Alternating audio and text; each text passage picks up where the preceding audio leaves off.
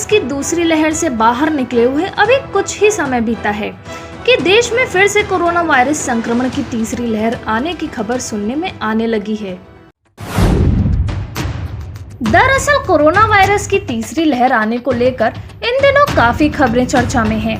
हालांकि इस बात के पक्के सबूत नहीं है कि delta plus variant delta variant से ज्यादा खतरनाक है। आपको बता दें कि 2 अगस्त 2021 तक इस वेरिएंट के 16 राज्यों में 70 मामले सामने आ चुके हैं। वहीं कानपुर आईआईटी के सीनियर वैज्ञानिक ने तीसरी लहर की आशंका से ही इनकार कर दिया है। उनका कहना है कि देश में इतने बड़े स्तर पर कोरोना वैक्सीनेशन किया जा रहा है कि तीसरी लहर का खतरा ना के बराबर होगा।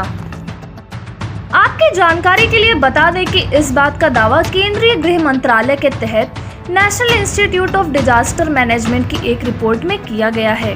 एनआईडीएम की इस रिपोर्ट में राइटर्स का हवाला देते हुए कहा गया है कि कोरोना की तीसरी लहर अक्टूबर में चरम पर रह सकती है।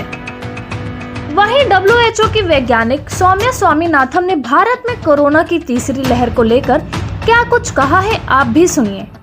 अगर हम दोबारा भीड़ लगाने लगते हैं, बड़े बड़े मास गैदरिंग्स करने लगते हैं, अगर हम अपना मास्क पहनना छोड़ देते हैं, सारी प्रिकॉशंस को छोड़ देते हैं, ये मानते हुए कि अब हम निकल गए हैं इसमें से, फिर जरूर दोबारा एक लहर आ सकती है।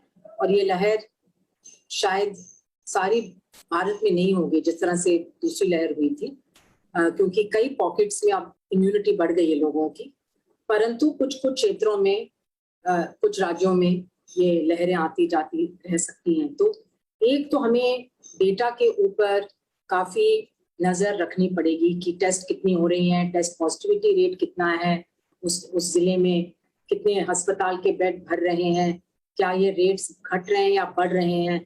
इन चीजों को देख के लोकल मतलब जिले लेवल पर जो है डिसीजंस अब लेनी पड़ेंगी। सिर्फ नेशनल लेवल पर डिसीजंस लेने से ये कंट्रोल में नहीं आएगा। दूसरा, हर इंसान को अपनी जो जिम्मेवारी है उसको याद रखना पड़ेगा। तो अगर ये दोनों चीजें होंगी तो ये जरूरी नहीं है कि तीसरा या चौथा लहर आएगा।